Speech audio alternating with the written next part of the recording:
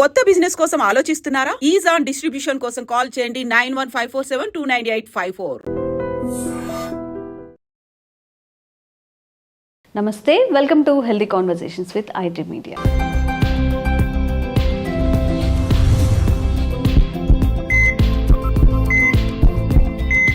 నేను మీ ఛాన్సీ. సో ఈరోజు మనతో ఉన్నారు వంటింటి చిట్కాలకు కేర్ ఆఫ్ అడ్రస్ అయిన మధుసూదన్ శర్మ గారు, ఎండి ఇన్ ఆయుర్వేద.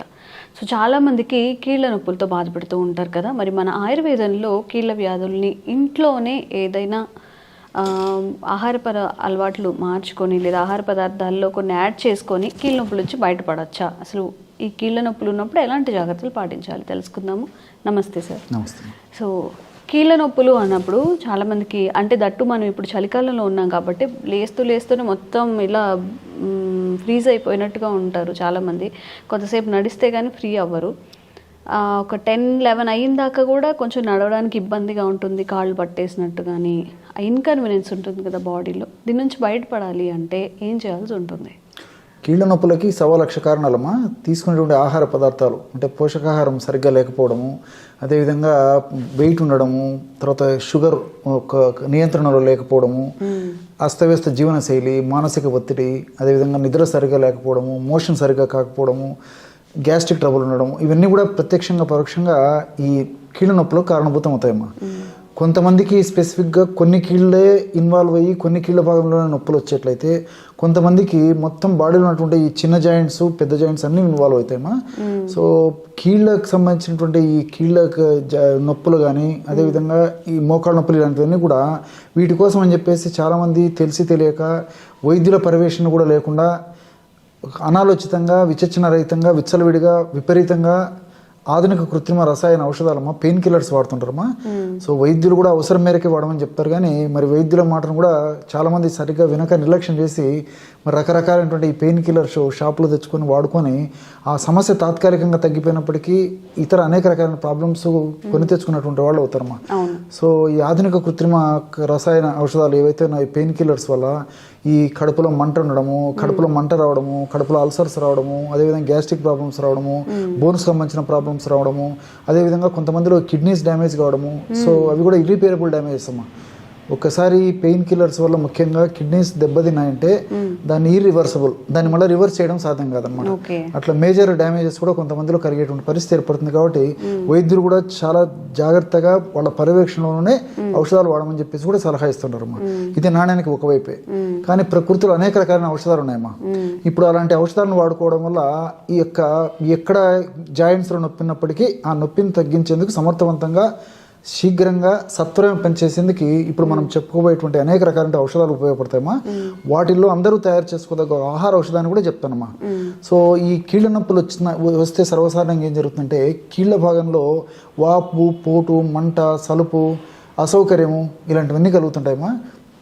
సో కీళ్ళ భాగంలో ఎముకలు దెబ్బతింటాయి, కండరాలు దెబ్బతింటాయి, అదేవిధంగా కండరాలకు సంబంధించి ఆ చివరి భాగంలో ఉన్నటువంటి ఈ యొక్క టెండాన్స్ ఇలాంటివి దెబ్బతింటాయి, ఎముకలు అంతుకునేటువంటి ఈ లిగమెంట్స్ ఇలాంటివి దెబ్బతింటాయి. సో ఆ యొక్క వాతావరణం అంతా దెబ్బతినేటువంటి పరిస్థితి ఏర్పడుతుంటుందమ్మా. దీనివల్లనే ఇవన్నీ వస్తుంటాయి. మరి ఆ ప్రక్రియ జరిగేందుకు ఓ ఇన్ఫ్లమేషన్ అనే ప్రక్రియ జరుగుతుంటుందన్నమాట. అలా వచ్చేదానికి కారణం ఇన్ఫ్లమేషన్ ప్రక్రియలో భాగంగానే కొన్ని రకాలైన హానికారకమైన రసాయన పదార్థాలమ్మా, TNF ఆల్ఫా, సైటోకైన్స్, ప్రోస్టాగ్లాండిన్స్ ఇలాంటి అనేక రకాలైన రసాయన పదార్థాలు ఇన్ఫ్లమేటరీ మీడియేటర్స్ అంటారు అనమాట. సో ఇవన్నీ ఉత్పత్తి కావడం వల్లనే ఈ యొక్క నొప్పులు, పోటు, సలుపు ఇవన్నీ వస్తుంటాయమ్మా. సో వాటి యొక్క ఉత్పత్తిని తగ్గించేందుకు, ఇన్ఫ్లమేషన్ తగ్గించేందుకు, అదేవిధంగా వాటి యొక్క దుర్లక్షణాలన్నింటినీ తగ్గించేందుకు, వాటి యొక్క శక్తిని నిర్వీర్యం చేసేందుకు కూడా ఇప్పుడు మనం చెప్పుకోబోయేటువంటి ఔషధాలు చాలా చక్కగా ఉపయోగపడతాయమ్మా. కేవలము పెయిన్స్ తగ్గించడమే కాకుండా భవిష్యత్తులో ఇతర ఉపద్రవాలు రాకుండా కూడా ఇప్పుడు మనం చెప్పుకోబోయేటువంటి ఔషధం పనిచేస్తున్నాం. సో ఔషధం ఎలా తయారు చేసుకోవాలంటే అమ్మా, కేవలం 3 పదార్థాలమ్మా. సో మొట్టమొదటి పదార్థం శొంఠి అమ్మా. సో అల్లాన్ని కొన్ని ప్రక్రియల ద్వారా తయారు చేయడం వల్ల ఈ శొంఠి తయారైపోతుంది. సో మనకి శొంఠి మార్కెట్లో దొరుకుతుంది, శొంఠి పొడి కూడా మార్కెట్లో దొరుకుతుందమ్మా. శోధించే శొంఠి అంటారు అనమాట. సో శరీర భాగాల్లో ఎక్కడ నొప్పినప్పటికీ, ఏ కీళ్ళ భాగంలో నొప్పినప్పటికీ ఈ శొంఠి చాలా అద్భుతంగా పనిచేస్తుందమ్మా.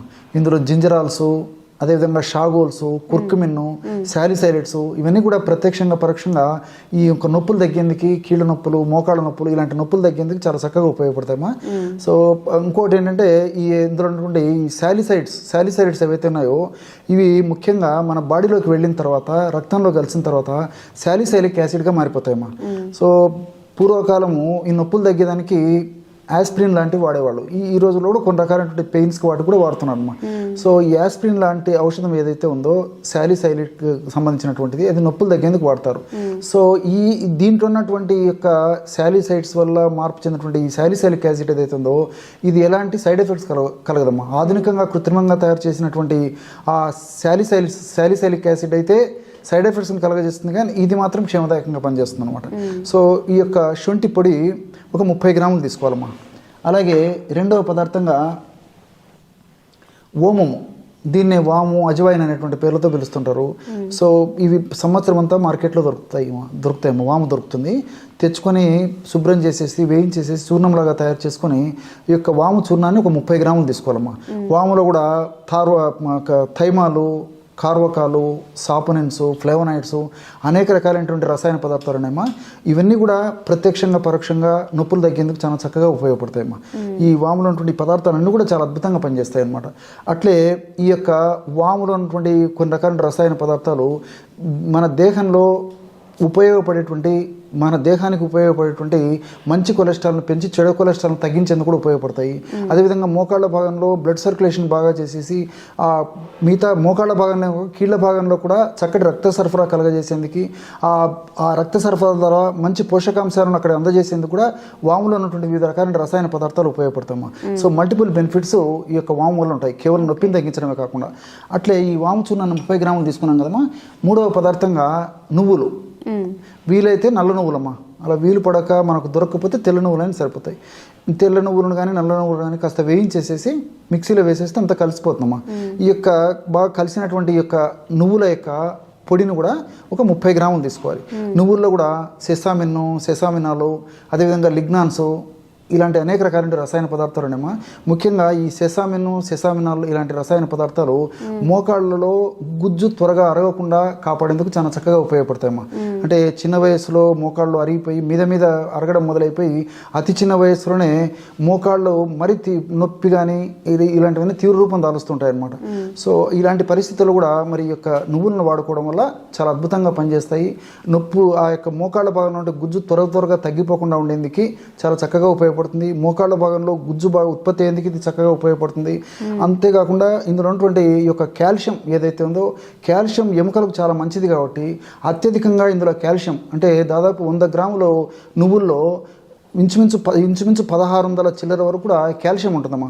ఈ కాల్షియం కూడా చాలా చక్కగా ఉపయోగపడుతుంది అనమాట. సో మల్టిపుల్ బెనిఫిట్స్ కూడా ఈ నువ్వులకు ఉన్నాయి కాబట్టి నువ్వులను కూడా ఇందులో ఉపయోగించుకోవడం మంచిది. ఈ నువ్వుల పొడి కూడా 30 గ్రాములు తీసుకోవాలమ్మా. శొంఠి పొడి 30 గ్రాములు, వాము పొడి 30 గ్రాములు, అదేవిధంగా నువ్వుల పొడి 30 గ్రాములు. ఈ 3 పదార్థాలు తీసుకోవడం వల్ల 90 గ్రాముల ఔషధం రెడీ అయిపోతుంది. ఈ 90 గ్రాముల ఔషధాన్ని ఒక గాజు సీసాలో నిల్వ ఉంచుకొని రోజు ఉదయం 1.5 గ్రాము, రాత్రిపూట 1.5 గ్రాము, అంటే రోజు 3 గ్రాములు తీసుకోవాలమ్మా. రోజు 3 గ్రాములు తీసుకోవడం వల్ల నెలకి 30 గ్రాములు, నెలకు 90 గ్రాములు, ఒక నెలకు సరిపోతుంది అనమాట. సో ఉదయం ఆహారానికి ముందు ఒక 10 నిమిషాల ముందు, రాత్రి ఆహారానికి ఒక 10 నిమిషాల ముందు జస్ట్ 1.5 గ్రాము అంటే ఇంచుమించు ఒక పావు టీ స్పూన్ అమ్మా, అంతకంటే ఎక్కువ అవసరం ఉండదు. తేనెతో తీసుకోవచ్చు, అదేవిధంగా పాలలో కలిపి తీసుకోవచ్చు, లేకపోతే నీళ్ళతో కలిపి తీసుకోవచ్చు, లేకపోతే ఈ పౌడర్ నోట్లో చేసుకుని నీళ్ళు తాగవచ్చు. ఎలాగ తీసుకున్నప్పటికీ ఇందులో ఔషధ గుణాలు వెంటనే మన దేహంలోకి వెళ్ళేసేసి నొప్పికి కారణమైనటువంటి వివిధ అంశాలను నిర్వీర్యం చేసేసి నొప్పి తగ్గిందేకు దోహదపడమే కాకుండా ఇతర ఉపద్రవాలు రాకుండా కూడా ఇందులో ఉన్నటువంటి రసాయన ద్రవ్యాలన్నీ కూడా సదా దేహంలో ఉంటూ సదా కాపాడుతూ సదా రక్షిస్తుండేటువంటి పరిస్థితి ఏర్పడుతుందమ్మా.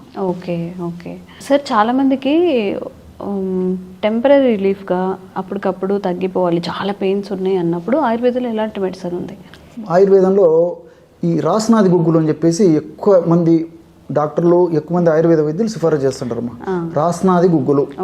సో ఆ రాసన అనేటువంటి ఒక ప్రత్యేకమైన మూలికను ఉపయోగించి ఆ యొక్క ఔషధాన్ని తయారు చేస్తారమ్మా. రాసన వాతాహారణం శ్రేష్టం. సర్వసాధారణంగా నొప్పులు వచ్చాయంటే వాతదోషం ప్రకోపించడం వల్ల ఈ నొప్పులు వస్తుంటాయి.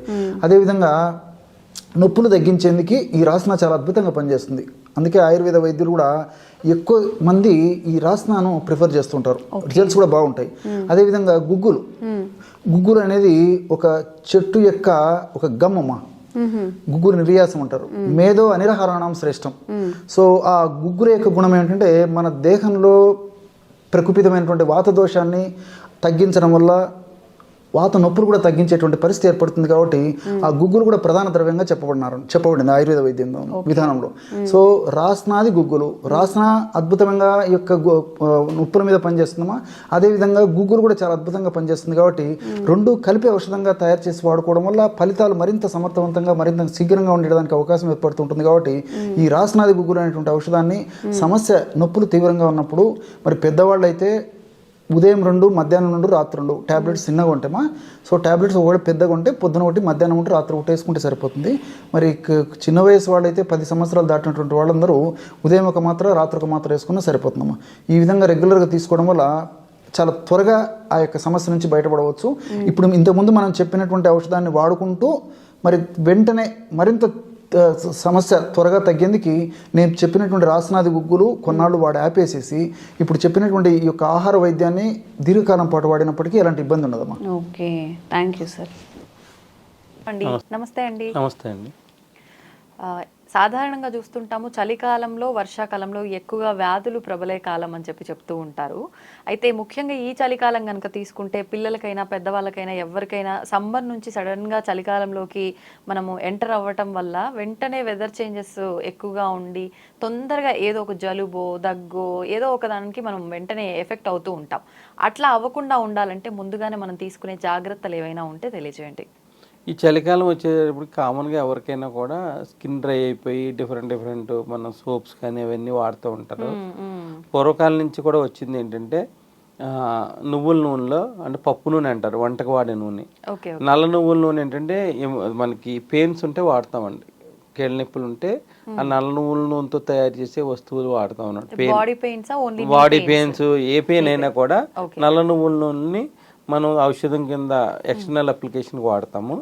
అభ్యంగనానికి అంటే బాడీ మొత్తం మనం అభ్యంగనం చేసుకుంటున్నప్పుడు మట్టికి పప్పు నూనె వాడతాం. పప్పు నూనె అంటే ఏంటంటే నువ్వుల పైన పొట్టు తీసి దాన్ని తీసే ఆయిల్ని పప్పు నూనె అంటారు. దానికి ఫుడ్కి వాడతాం, అది పెద్ద చేదు ఉండదు. ఆ నూనెనే వాడితే మనకి చాలా మంది ఏంటంటే నల్ల నువ్వుల నూనె పెట్టుకుని నలుపు వచ్చామంటారు. ఈ పప్పు అలా ఉండదండి, అపోహ అంతేగాని ఆ పప్పు నూనెకి ఆ గుణాలు ఏమి ఉండవు. శుభ్రంగా పప్పు నూనె మనం ఎవరైతే ఒక 1/2 లీటర్ తెచ్చుకున్నారనుకోండి, దాన్ని మనకి పూర్వకాలంలో మనకి జున్ను అనేవారు కదా, జున్ను పాలు అనేవారు. ఆవులు గేదెలు ఇంతే జున్ను పాలు అనేవారు. అది కింద నీళ్ళు వేసి పైన పాలు పెట్టి ఉడకబెడతారు. ఉడకబెడితే జున్ను తయారవుతుంది. అదేవిధంగా నువ్వుల నూనె కూడా అంటే చిన్న మంట మీద పెట్టుకుని డబుల్ బాయిలింగ్ చేసుకోవాలి. అలా నువ్వుల నూనె మరగబెట్టుకోవాలండి 45 మినిట్స్ సిమ్లోనండి. మరగబెట్టుకుంటే ఈ నువ్వుల నూనెలో ఉన్న వాటర్ కంటెంట్ పోతుంది అనమాట. నూనెలో కూడా వాటర్ కంటెంట్ ఉంటుంది. అలాగా మేమైతే ఏం చేస్తామంటే 45 మినిమం 3 రోజులు పెడతాం అనమాట అండి. ఫస్ట్ 45 నిమిషాలు పెడతాము. తర్వాత రోజు కూడా మూత పెట్టకూడదు, దాని మీద క్లాతే కప్పు ఉంచాలి. తర్వాత రోజు కూడా 30 నిమిషాలు మరగబెడతాము. తర్వాత రోజు 30 నిమిషాలు మరగబెడతాం అనమాట. అంటే మేము 1 లీటర్ మరగబెడతాము. మేము దాదాపు ఒక 2 గంటలు మీరు 3 రోజుల పేరు మీద అది మరిగించేది. రెండు అంటే అంతే 1 hour 45 minutes మరిగిస్తాము. దానిపైన ఎటువంటి మూత పెట్టమండి. పెడితే మళ్ళీ మాచర్ ఫామ్ అవుతుంది. ఇలాగ మనం 3 రోజులు మనం నువ్వుల నూనెని మరిగించుకుని మూర్ఛిత తిలతైలం అంటారు. అది మూర్ఛిత తిలతైలం అంటారు. మా గురువు గారి దగ్గర నేర్చుకున్నాను. అంటే అది మార్కెట్ లో ఆ పేరుతో అమ్ముతారా ఆయుర్వేద అమ్మరు, మన ఇంట్లో తయారు చేసుకోవచ్చు కానీ ఈజీయే. మనం తక్కువ ఆయిల్ పెట్టుకున్నప్పుడు మాడకన్నా ఉండటానికి డబుల్ బాయింగ్ ప్రొసీజర్ ఫాలో అవుతాం. చాలా మంది ఏం చేస్తారంటే ఇళ్లలో అంత కన్జంప్షన్ ఉండదు, మళ్ళీ ఒక 100 ml లేకపోతే 250 ml చేసుకుంటారు. మళ్ళీ క్వాంటిటీ తక్కువ తీసుకున్నప్పటికీ 45 minutes మరి ఏం కాదండి, కింద వాటర్ వేస్తాం కదండి, కింద వాటర్ పైన ఇది ఉంటుంది, మళ్ళీ మాడదు. అదే 1 లీటర్ తీసుకుంటే చిన్న మంట పెట్టుకుంటాం, మళ్ళీ ఇబ్బంది ఉండదు. 1 లీటర్ కాకుండా తక్కువ తీసుకునే వాళ్ళ మట్టుకి ఆ విధంగా మరిగించుకుంటే మనకి ఆ ఆయిల్ వల్ల ఉపయోగం ఏంటంటే మనం మసాజ్ చేసుకోకుండా మన టిష్యూ లెవెల్లోకి వెళ్ళిపోతుంది. అది ఏడు పొరల్లోకి వెళ్ళి ఎముకను కూడా గట్టికి పరిచే గుణం దానికి ఉంటుంది, తొందరగా అబ్జర్వ్ అయిపోతుంది, ప్లస్ డ్రైనెస్ రాదు. దాంట్లో మనం ఒక 100 mlకి 10 ml ఆముదం కలుపుకుంటాం. మరీ డ్రైనెస్ ప్రాబ్లం ఉన్న వాళ్ళకి కొంచెం ఆముదం కలుపుకుని, జిడ్డు ఉండదండి, ఆముదం కలుపుకుని అప్లై చేసుకునేటప్పటికి డ్రైనెస్ రాదు. ఈ డ్రైనెస్ వల్ల చర్మ వ్యాధులు వస్తాయి. అంటే ఎక్కువగా చలికాలంలో వస్తాయి. తలకు కూడా మనం ఎట్లా అంటే నువ్వుల నూనె ఒక 100 ml 25 ml ఏమో ఆముదం కలిపి పెట్టి ఉంచుకోవాలి. ఉంచుకుని తలకు మసాజ్ చేసుకోవాలి. మసాజ్ చేసుకునే వాళ్ళు ఏంటంటే డ్రై అవ్వకుండా ఉంటే చుండ్రు రాకుండా ఉంటుందండి.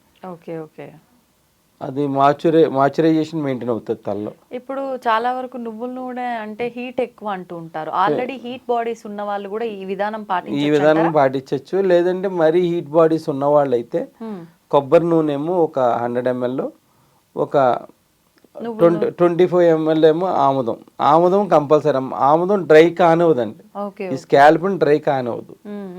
అలా కంపల్సరీ మనం ఏంటంటే ఈ చలికాలంలో రోజు విడిచి రోజు కానీ 2 రోజులకు ఒకసారి పెట్టుకుని తలస్నానం చేసేయచ్చు. నైట్ పెట్టుకుని పొద్దున్న తలస్నానం చేసేయచ్చు. ఓకే, ఒకవేళ మీరు అన్నట్టు ఇందాక అభ్యంగనానికి ఆ నువ్వుల నూనె ప్రాసెస్ చెప్పింది, అది ఒకవేళ బాడీకి కూడా రీప్లేస్మెంట్ ఏమన్నా ఉందా దాని బదులు? మెయిన్ ఏంటంటే చాలా మందికి స్వెట్టింగ్ పట్టదు. ఇప్పుడు మీరున్నారు మామూలుగా ఇండోర్లో ఉంటారు, వాళ్ళు ఏంటంటే ఆవ నూనె పెట్టుకోవాలి. ఆవాల నూనెని ప్లస్ పచ్చకర్పూరం. అంటే స్వెట్ ఎక్కువగా వస్తున్న వాళ్ళు రావడం కోసం రావాలి. ఇప్పుడు ఏసీలో ఉండడం వల్ల రాదు. వాళ్ళు ఏం చేయాలి, రోజు విడిచి రోజు ఆవాల నూనె పెట్టుకోవాలి. ఆవాల నూనె పచ్చకర్పూరం అంటే ఒక 100 ml ఆవాల నూనె ఉందనుకోండి, దాంట్లో ఒక పచ్చకర్పూరం ఒక 10 రూపీస్ అంటే కొంచెం క్వాంటిటీ వేసుకుని దాన్ని బాడీకి మసాజ్ చేసుకునేటప్పుడు మీకు స్వెట్టింగ్ మామూలుగా పడుతుంది. ఇది మరిగించాలా అండి? కొంచెం అంటే అది మన కర్పూరం కరిగే వరకు మరిగించుకుని ఎప్పుడూ కూడా గిన్నె వేడి చేసి పక్క తీసి అప్పుడు ఆయిల్ పోసుకోవాలి. చాలా మంది గిన్నె తీసుకొచ్చి దాంట్లో పెట్టి బర్న్ అయిపోతుంది. గిన్నె వేడైన తర్వాత పక్కన తీసి ఆయిల్ పోసుకుంటే మనకి ఇవన్నీ 2 కరిగిపోతాయి. కరిగిపోయిన తర్వాత అప్పుడు బాడీకి అప్లై చేసుకుని ఒక అరగంట తర్వాత మనం పెసరపిండి కానీ శనగపిండితో కానీ చేయాలి. మనం సబ్బు వాడితే అది మళ్ళీ డ్రైనెస్ వస్తుంది. మనం అంటే ఎక్కువ ఏదో 4 పిండిలు కూడా వాడిన అవసరం లేదు. మనం ఖాళీ పెసరపిండి, కొంచెం పసుపు అంటే కస్తూరి పసుపు దొరుకుతుంది, ఆ పసుపు యాడ్ చేసుకుని మనకు వీలుంటే దొరికితే వేపాకు చూర్ణం కొంచెం యాడ్ చేసుకుంటే సరిపోతుంది అందులోనే. ఈ 3 చాలండి. ఇంకా గంధకచ్చూరాలు, భావంచాలు ఇవన్నీ ఉన్నాయి కానీ అందరికీ అందుబాటులో ఉండవు. సింపుల్గా ఉండేవి ఇవన్నీ. వేపాకు దొరకపోయినా కూడా ఇది మన ఇంట్లో కొట్టిన పసుపు అయినా కూడా యాడ్ చేసుకోవచ్చు. ఎందుకు యాడ్ చేసుకోమంటారంటే కొంతమందికి మనకి శనగపిండి అవన్నీ పెట్టుకుంటే ఇరిటేషన్స్ ఉంటాయి, రాకుండా ఉండడానికి మనం పసుపును వాడతాం అన్నమాట. శనగపిండి కూడా స్కిన్ ని డ్రై చేస్తుంది అంటూ లేదు, మేము ఎప్పుడైతే ఇప్పుడు పెడతాం కదండి, ఈ జిడ్డు పోవడానికి కొంచెం మనం చేసుకుంటాం అనమాట. ఆ విధంగా మట్టుకు మెయింటైన్ చేసుకుంటా ఉంటే ఈ చలికాలం బాగా మెయింటైన్ అవుతుంది. దాంతో పాటు కంపల్సరీ భోజనంలో బర్రె నెయ్యి, గేదె నెయ్యి కానీ ఆవు నెయ్యి కానీ భోజనంలో మెయింటైన్ చేసుకోవాలి. కొంచెం సొంటి పొడి, ధనియాల పొడి కలుపుకోవాలండి. ఒక 100 గ్రాములు సొంటి పొడి, ఒక 25 గ్రాములు ధనియాల పొడి. అంటే సొంటి కొంతమందికి ఇరిటేషన్స్ ఉంటాయి, అది కడుపు మండటం అట్లాంటివి ఉంటాయి. అది కాకుండా ఉండటానికి 100 గ్రాముల సొంటి పొడిలో 25 గ్రాములు ధనియాల పొడి కలుపుకుంటే ఇరిటేషన్స్ ఉండవు అనమాట. భోజనం ఫస్ట్ ముద్దలో తీసుకుంటాం వల్ల ఏంటంటే ఈ చలి వలన కూడా మనం ప్రొటెక్ట్ అవ్వచ్చు. అంటే బాడీలో మనకి ఉష్ణోగ్రత కరెక్ట్గా మెయింటైన్ అవుతుంది, బాడీలో హీట్ ఫార్మేషన్ కరెక్ట్గా మెయింటైన్ అయ్యి మన బయట ఎంత చలి ఉన్నా కూడా మన బాడీ ప్రొటెక్ట్ చేసుకునేలా ఉంటుంది. ఓకే, అంటే కొంతమందికి నార్మల్ టెంపరేచర్ ఉన్నా కూడా ఎక్కువ చలి పెడుతుంది, అలా ఉండకుండా ఉంటుంది. అందుకే ఈ చలికాలంలో ఉలవచారు తాగుతారు. అంటే ఈ తెలంగాణలో అలవాటు, చాలా మంది ఉలవచారు బయట కూడా అమ్ముతారు. ఆ ఉలవచారు తాగడం వల్ల ఏంటంటే ఈ కిడ్నీ ఫిల్టరింగ్ ప్రొసీజర్ కూడా బాగుంటుంది. ప్లస్ అలా ఉలవచారు వారానికి 2 సార్లు మెయింటైన్ చేసుకుంటూ ఉంటే ఈ చలి నుంచి కూడా ప్రొటెక్ట్ అవ్వచ్చు. మనకి పెదాలు పగిలిపోతూ ఉంటాయి. బయట మీకు ఆల్మండ్ ఆయిల్ దొరుకుతుంది, మామూలుగా ఇట్లా దొరుకుతుందండి. ఇలా గాజు బాటిల్లో పెట్టేసుకోవాలి. పెదాలకి మనం అది అప్లై చేసుకుంటే పగలకనే ఉంటాయి. రాత్రి సమయంలో రాత్రి పెట్టుకోవచ్చు, పగలు కూడా పెట్టుకోవచ్చు. ఈ చలికి పెదాలు పగిలిపోతూ ఉంటాయి. మన ఆముదం ఇది ఆల్మండ్ ఆయిల్ ఇది బాదం నూనె రాసుకోవచ్చు, లేదంటే ఆవు నెయ్యి కూడా రాసుకోవచ్చు. ఇది ఆవు నెయ్యి అండి. ఇది ఈ పెదాలు పగిలిపోకుండా రాసుకోవచ్చు దీనికి. ఈ రెండు మనం చలికాలంలో మెయింటైన్ చేసుకుంటే కాస్ట్లీ కెమికలైజేషన్ లిప్స్టిక్స్ అవి వాడకన్నా మనకి ఇవి ఉపయోగపడతాయి అన్నమాట. ఇప్పుడు ఆవు నెయ్యి బదులు గేదె నెయ్యి కూడా రాసుకోవచ్చు, మేగడ కూడా రాసుకోవచ్చు. ఇప్పుడు నలుగు పిండిలో కూడా పాల మేగడ కలుపుకొని కూడా నలుగు పెట్టుకుంటారు. మీగడ అనేది మంచిది. నెయ్యి కూడా కలుపుతారా? నెయ్యి కలపరు, పాల మేగడ కానీ పాలు కానీ కలుపుకొని నలుగు పెట్టుకుంటారు. పచ్చిపాలైనా పచ్చిని పెట్టుకోవచ్చు, కాచిని పెట్టుకోవచ్చు. పాలు పెట్టుకోవడం వల్ల ఏంటంటే క్లీనింగ్ ప్రొసీజర్ కూడా క్లీన్ గా ఉంటుంది. ఈ చలికాలంలో జెంట్స్ లో చాలా మంది పాలు పెరుగుతో కూడా షేవింగ్ చేసుకుంటారు. అవునా? అంటే ఇవన్నీ క్రీమ్స్ అన్ని అవసరం లేకుండా ఓళ్ళలో చేసుకుంటారు. అంటే పాలు పెరుగు కూడా ఆ విధంగా కూడా ఉపయోగపడతాయి. నిజంగా కొత్త విషయం వింటున్నా. చేసుకుంటారు, పూర్వకాలం ఉన్న వాళ్ళు చేసుకుంటారు, ఇప్పుడు మానేశారు కానీ చేసుకుంటారు అంటారు. మేగడ అన్నది ఎప్పుడు కూడా మంచిదే. మనకి ఆయిల్ కంటెంట్ ఉంటుంది, ఆయిల్ కంటెంట్ ఉంటుంది, మాయిశ్చరైజేషన్ మెయింటైన్ అవుతుంది. పిల్లలకు కూడా మేగడేసే నలుగు పెడతారు. ఇలా మూర్చిత్ తెలతాయలు అంటారు. ఎవరింటిలో చేసుకోవచ్చు, బయట నువ్వుల నూనె కొనుక్కు తెచ్చుకోవాలి, చిన్న మంట మీద మరిగించుకోవాలి. 1 లీటర్ అయితే చిన్న మంట మీద డైరెక్ట్ స్టవ్ మీద పెట్టుకోవచ్చు. లేదంటే ఇట్లా వాటర్ వేసి పెట్టుకుంటే అది ఏమవుతుందంటే మన చెవుల్లో కూడా మనకి డ్రైనెస్ వచ్చేస్తుంది. చెవుల్లో కూడా మనం ఏంటంటే వెల్లుల్లిపాయని ఒక స్పూన్లో ఈ నువ్వుల నూనె తీసుకుని వెల్లుల్లిపాయ మార్చి చెవుల్లో వేసుకోవడం వల్ల ఏమవుతుంది, చెవుల్లో దురదలు రావడం ఇట్లాంటి ఇరిటేషన్స్ ఉండవు. తలస్నానం చేసినా కూడా చెవుల్లో నీళ్ళు వెళ్ళవండి దానివల్ల. ఇదివరకు తలస్నానం చేసినప్పుడు నువ్వుల నూనె వెల్లుల్లిపాయ మార్చి చెవుల్లో వేసేవారు. మా చైల్డ్హుడ్లో మా అమ్మ వాళ్ళు వేసేవారు అనమాట. వేస్తే అప్పుడు మనకి చెవు పోట్లు అవి లేవు. అంటే వాటర్ ఇప్పుడు ఈఎన్టీ డాక్టర్కి వెళ్ళినా మీరు చెవులో వాటర్ పడకన్నా చేయండి, మీకు అప్పుడు తగ్గుతాయి అంటారు. ఇదివరకు అదే సైన్స్ వాళ్ళ దగ్గర నుంచి వచ్చింది. ఇప్పుడు చెవుల్లో ముక్కుల్లో నూనెలు వేయకూడదు అని చెప్పి అంటే డాక్టర్ దగ్గరికి వెళ్ళరని అంటారండి. మరి సైడ్ ఎఫెక్ట్స్ ఏముండవు. ఇప్పుడు ఈ కాలంలో చాలా మంది సైనోసైటిస్ తో బాధపడుతూ ఉంటారు, జలుబుతో బాధపడుతూ ఉంటారు. వాళ్ళు కూడా ముక్కుల్లో అణుతైలం అని దొరుకుతుందండి మార్కెట్లో. 2 drops ముక్కుల్లో వేసుకునేవి ముక్కు దెబ్బడ అవి ఉండకన్నా ఉంటాయి అనమాట. తర్వాత ఎపిసోడ్లో మన సైనోసైటిస్ గురించి మనం డైట్ అయినా తెలుసుకుందాం అండి. ఈ విధంగా మనకి చలికాలంలో అలా ప్రొటెక్ట్ చేసుకోవాలి. వేడివేడిగా అన్నం తినాలి. ప్లస్ దాంతో పాటు వెర్రి నువ్వులు అని దొరుకుతాయండి. ఇప్పుడు వెర్రి నువ్వులు, గడ్డి నువ్వులు అంటారు. దాన్ని కారపొడి కింద కొట్టుకుంటారు. అది తినటం వల్ల ఏంటంటే లంగ్స్ రిలేటెడ్ ప్రాబ్లమ్స్ రావు. అంటే ఊపిరితిత్తులకు సంబంధించిన సమస్యలు రాకుండా ఉంటాయి. నెమ్ము లాంటివి రాకుండా ఉంటాయి. వెర్రి నువ్వులు గడ్డి నువ్వులు అంటారు.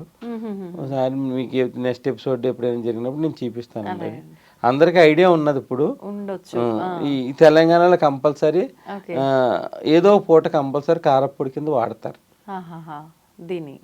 లంగ్స్ ప్రాబ్లమ్స్ నింబు అవి రాకుండా ఉండి మన బ్రీతింగ్ కూడా ఫ్రీగా ఉంటుందండి. ఇప్పుడు ఇది ప్రికాషన్ లాగానేనా అండి? వచ్చిన వాళ్ళకి పెట్టడం వల్ల కూడా ప్రివెంటివ్ కింద పనిచేస్తుంది. వచ్చిన వాళ్ళు కూడా ఉపశమనం వస్తుందండి. ఈ ఫుడ్ వల్ల సైడ్ ఎఫెక్ట్స్ ఏమీ లేవు. అది ఎప్పటి నుంచో కూడా ట్రెడిషనల్ గా వచ్చే ఫుడ్స్ అండి ఇవన్నీ. అంటే చలికాలంలోనే ఈ కరివేపాకు కారం అని ఇట్లాంటివన్నీ కూడా ఈ ఐటమ్స్ చలికాలంలో ఎక్కువ వాడతారు. టేబుల్ మీద కంపల్సరీ పెట్టుకుంటారు. నెయ్యిలు ఖచ్చితంగా ఇప్పుడు వాడతారు. ఎందుకంటే స్కిన్ డ్రై అయిపోతుందని ఎప్పటి నుంచో కూడా సైంటిఫిక్ గా మన పూర్వీకుల నుంచి వచ్చిన సాంప్రదాయం అండి ఇది. తర్వాత ఇది ఏదో మనం వాడితే కొవ్వు పెరిగిపోద్ది ఇదన్నీ కాదు, కానీ అవి ఫిజికల్ యాక్టివిటీ ఉండాలి, కానీ దానికి సంబంధం లేదండి. ప్లస్ మార్నింగ్ టైంలో వాకింగ్కి వెళ్ళకూడదు చలికాలం. పెద్ద వయసు వాళ్ళు వాకింగ్కి వెళ్ళకూడదు. చాలా మంది మఫలర్స్ వేసుకోకుండా వాకింగ్ వెళ్ళిపోతూ ఉంటారు. వెళ్ళకూడదు. ఈ మంచిది కాదండి ఇది. పొద్దున్న 4:30-5 వెళ్ళిపోతూ ఉంటారు. కంపల్సరీ చెవుల్లో కాటన్ పెట్టుకోవాలి, దూదులు పెట్టుకుని వెళ్ళవలసి వస్తే మఫ్లర్ వేసుకునే వెళ్ళాలి. ఇప్పుడు ఈ చలికాలంలోనే పెరాలసిస్ ఇలాంటి ప్రాబ్లమ్స్ వస్తాయి. మా పక్షవాతం ఇవన్నీ సమస్యలు ఈ చలికి బిగిసిపోయి వస్తాయి. అందుకే నైట్ టైం పడుకున్నప్పుడు కంపల్సరీ వేడి నీళ్ళు తాగి పడుకోవాలి. ఎవరైనా వేడి నీళ్ళు తాగి పడుకోవాలి. వీలుంటే ఆ వేడి నీళ్ళలో దాల్చిన చెక్క పొడి డికాషన్ చేసుకుని తాగి పడుకోవాలి. దానివల్ల ఏంటంటే బాడీ మనకి బ్లడ్ సర్క్యులేషన్ బాగా స్టిమ్యులేట్ అయ్యి బ్రీతింగ్ కూడా ఫ్రీగా ఉంటుంది మనకి. ఓకే, అంటే ఎవ్రీడే తాగొచ్చా అండి? ఎవరిదే తాగాలండి, చలికాలం కంపల్సరీ తాగాలి. దీనివల్ల అంటే దానివల్ల బ్రీతింగ్ ఫ్రీగా ఉంటుంది, ఆ హీట్ ఫార్మేషన్ వల్ల ఫ్రీ ఉంటుంది, కార్డియో రిలేటెడ్ ప్రాబ్లమ్స్ రాకుండా ఉంటాయి, గుండెకి సంబంధించిన సమస్యలు రాకుండా ఉంటాయి. దీనివల్ల కడుపులో మంట ఏమి రాదండి, ఏమి రాదు. దాల్చిన చెక్క ఎంత వేసుకుంటాం మనం, 2 చిటికలు వేసుకుంటాం అంతే. దానివల్ల వేడి చేయడం అట్లాంటివి ఏమి ఉండవు. ఇది వెయిట్ లాస్ కి కూడా ఉపయోగపడుతుంది. వెయిట్ లాస్ కి ఉపయోగపడుతుంది, మతిమూర్పు రాకుండా ఉపయోగపడుతుంది, బీపీలో ఫ్లక్చువేషన్స్ రాకుండా ఉపయోగపడుతుంది. ఈ విధంగా మనం దాల్చిన చెక్క ఆ విధంగా మనం నైట్ పడుకున్నప్పుడు వాడుతాం. చాలా మంది అశ్వగంధ పొడిలో దాల్చిన చెక్క పొడి కొంచెం ఒక చిటికెడు వేసుకుని కూడా తాగుతారు, ఎందుకంటే ఈ బెనిఫిట్స్ ఉంటాయని, మల్టిపుల్ బెనిఫిట్స్ ఉంటాయని. కాంబినేషన్ వల్ల ఇంకా బెనిఫిట్స్ ఉంటాయని. ఈ అశ్వగంధ పొడి కలిపి వాడటం వల్ల నైట్ టైం క్రాంప్స్ అంటే చేతులు వంకర పోవడం ఇట్లాంటి సమస్యలు రాకుండా అశ్వగంధ బాగా ఉపయోగపడుతుంది. అంటే తిమ్మిర్లు అవి చాలా వరకు ప్రివెంట్ చేస్తుంది, నిద్ర కూడా డీప్ గా పడుతుంది. దాంట్లో చిటికెడు దాల్చిన చెక్క పొడి వేసుకుంటారు. అందుబాటులో లేని వాళ్ళు కూడా వేడి నీళ్ళలో ఒక చిటికెడు దాల్చిన చెక్క పొడి వేసి తాగటం వల్ల ఏంటంటే నైట్ టైం గ్యాస్ ఫార్మేషన్ అవ్వకుండా కూడా ఉంటుంది మనకి. ఈ విధంగా మనకి చలికాలంలో జాగ్రత్తలు తీసుకుంటే ఈ ప్రాబ్లమ్స్, హెల్త్ ప్రాబ్లమ్స్ ఉన్న వాళ్ళు, ఈ కోల్డ్ సమస్యలు ఉన్న వాళ్ళు మటుకి 8 తర్వాతే వాకింగ్కి వెళ్ళాలండి ఎవరైనా కూడా. సైనస్ వచ్చిన ఉన్న వాళ్ళు, ఇవన్నీ ప్రాబ్లమ్స్ ఉన్న వాళ్ళు మటుకు కంపల్సరీ 8కి వెళ్ళాలి. 8కి వెళ్ళాలి. కొంచెం జాగ్రత్తగా ఉండాలి, మన చలికి ప్రొటెక్షన్ ఇంకా ఇవన్నీ వేసుకుంటాం కూడా జాగ్రత్తగా ఉండాలి. మెయిన్ మట్టికి హెన్నాలు అవి పెట్టకూడదు ఎర్లీ మార్నింగ్. వింటర్ సీజన్ అయిపోయేదాకా తలకి పెట్టుకుంటారు కదా, గోరింటాకు అని ఇవన్నీ పెట్టుకుంటారు కదా, మార్నింగ్ అవర్స్ లో పెట్టుకుంటే నెంబు చేరిపోతుంది అండి వాళ్ళకి. పూజలు చేసుకున్నా కూడా తల బాగా ఆరబెట్టుకుని అప్పుడు పూజలు చేసుకోవాలి, తడి తలతో కూడా చేసుకోకూడదు. అంటే ఎక్కువసేపు అలా తడిగా వదలకూడదు. చలికాలం మెయిన్ పోస్ట్ ప్రాబ్లీ వదలకూడదు. ఒకవేళ డైలీ అవన్నీ వేసుకునే వాళ్ళు ఉంటే మధ్యాహ్నం 3-4 మధ్యలో వేసుకోవాలి, అన్నప్పుడు టైంలో వేసుకోవాలి.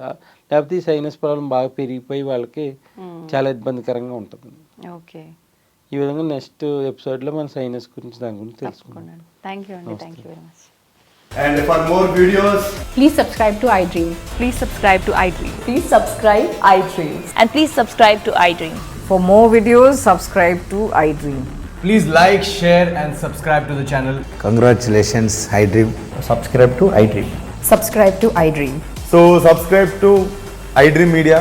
iDream ki iDream team andarki huge congratulations. Please subscribe iDream Media. Please subscribe to iDream. Subscribe iDream. Please subscribe to iDream.